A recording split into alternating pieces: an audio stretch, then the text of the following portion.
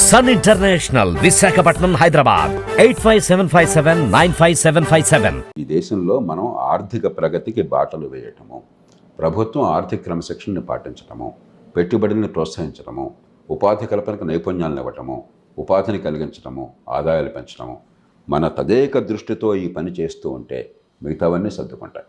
అలా కాకుండా పెద్దానికి మనం గందరగోళం చేసి ప్రజల మనసుల్లో క్లారిటీ లేకుండా చేసి దేశ భవిష్యత్తు నరకం చేస్తే నష్టపోయేది ఈ దేశ ప్రజలు, బేదరికం కొనసాగుతుంది. గతంలో మీరు ఆర్ఎస్ఎస్ క్రమశిక్షణ గల సంస్థ అన్నారు. ఆర్ఎస్ఎస్ మీద మీ అభిప్రాయం ఏంటి? దేశంలో ఎన్నో సంస్థలు ఉంటాయి. ఖచ్చితంగా ఆర్ఎస్ఎస్ ఇవాళ దేశంలో అతిపెద్ద స్వచ్ఛంద సంస్థ. వాళ్ళు నమ్మిన లక్ష్యాల కోసం పనిచేస్తున్నారు. ఆర్ఎస్ఎస్ అంటే కోపం ఉండొచ్చు మనకి, లేకపోతే ఆర్ఎస్ఎస్ మీద మనం పూర్తిగా వాళ్ళు చెప్పిన అంగీకరించకపోవచ్చు. కానీ ఆర్ఎస్ఎస్ని మనం నిర్లక్ష్యం చేయలేం.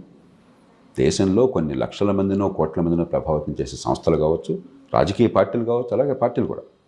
రాజకీయ పార్టీలు, ఆ పార్టీ అంటే మీకు ఆ భావాలు మీకు నచ్చకపోవచ్చు, కానీ లక్షల మందిని ప్రేరేపించినటువంటి సంస్థలు, స్వచ్ఛంద సంస్థలు కావచ్చు, రాజకీయ పార్టీలు కావచ్చు, ఉద్యమాలు కావచ్చు, కోట్ల మంది ఆలోచనలకి మరి గొంతునిస్తున్నటువంటి సంస్థల్ని వాటితో మనం కూర్చోవాలి. ఏ రకంగా అభిప్రాయ భేదాలు ఉంటే ఏ రకంగా వాటిని సవరించుకోవాలో ఆలోచించుకోవాలి. అంతేగాని నాకు ఇష్టం లేని పార్టీలన్నీ కూడా రద్దు చేసేయి, ఆ సంస్థ అంటే నాకు ఇష్టం లేదు దాన్ని మూసేయి, ఇది ప్రజాస్వామ్యం కాదు, ఇది సాధ్యమే కాదు. అది పార్టీలకు వర్తిస్తుంది, ఉద్యమాలకు వర్తిస్తుంది, ఆర్ఎస్ఎస్ లాంటి పెద్ద పెద్ద సంస్థలకు వర్తిస్తుంది. ఆ పెద్ద సంస్థలు మీరు చెప్పినట్టు క్రమశిక్షణ గల సంస్థ అంతే క్రమశిక్షణగా ఈ దేశంలో కొంతమంది పౌరుల్ని రెండో తరగతి పౌరులుగా ఆ స్థాయికి తీసుకురావటాన్ని మనం సమర్థించదగిన అంశమేనా అది? అంటే మీరు చాలా కలిపేస్తున్నారు. రెండో తరగతి పౌరులు ఎవరు చేశారు? ఆర్ఎస్ఎస్ ఏం చేస్తుంది అనేది ఈ దేశంలో మణిపూర్లో కానీ, మణిపూర్లో ఆర్ఎస్ఎస్ సంబంధం ఏముంది? అక్కడ మీరు అక్కడ మణిపూర్లో 2 లోకల్గా ఉన్న తెగలు రిజర్వేషన్ల కోసం దానికి ముందు హింస జరిగింది. దానికి ముందు ఆంధ్రప్రదేశ్ నుంచి ఆర్ఎస్ఎస్ సంబంధించి ప్రతినిధిగా అమలాపురం నుంచి ఒక తెలుగు వ్యక్తి వెళ్ళారు అక్కడికి. ఏదో ఆ ఊళ్ళో అలా అయిందట ఫలానా ఈ పోసుకోలు కబుర్లు చెప్తే లాభం లేదు. సాక్ష్యం నిలబడతారు, నాకు తెలియదు, దాని గురించి నేను మాట్లాడాను, అనవసరం అది వాళ్ళతో అడగను. అంతేగాని మణిపూర్లో 2 తెగల మధ్య రిజర్వేషన్లు గురించిన పోరాటం, హైకోర్టు ఒక తీర్పు ఇచ్చింది. పూర్తిగా హైకోర్టు వీళ్ళకి కూడా రిజర్వేషన్ అని చెప్పాలి. దాంతో అవతల తెగ వాళ్ళు ఎదురు తిరిగారు, హింస చెలరేగింది. ఇన్ని కులాలు, మతాలు, ప్రాంతాలు, వర్గాలు, తెగలు ఉన్న దేశంలో అందరి ప్రజలను సమన్వయం చేయడం తలప్రాణం తోక్కొస్తుంది.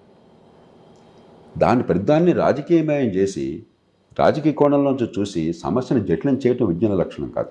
ఈ దేశ ప్రధాని మణిపూర్ ఈ దేశంలో భాగం, అక్కడికి వెళ్ళాలా వద్దా? అరే ప్రధాని ఎక్కడికి వెళ్ళాలో నువ్వు నిర్ణయిస్తావు, నిర్ణయిస్తా మనకి ఇదే మన చర్చ అసలు. మన దేశం ఇదిగో ఈ మామూలు రాజకీయ పార్టీలు మాట్లాడే చెత్త మాట్లాడితే నా దగ్గర మీరు రావక్కర్లేదు, టైం వేస్ట్ చేయక్కర్లేదు. అది వాళ్ళు తనుకుంటారు, నాకు అనవసరం. అది ఈ దేశ భవిష్యత్తు గురించి ఆలోచించాలి. హోంమంత్రి 7 సార్లు వెళ్ళారు. హోంమంత్రి మంత్రి కాదా? దేశంలో నెంబర్ 2, నెంబర్ 3 స్థానంలో ఉన్న మంత్రి. ప్రధానమంత్రి వెళ్ళాలన్నా మణిపూర్ అంతా కలిపితే మనకు ఒక జిల్లా కూడా సరిపోతుంది.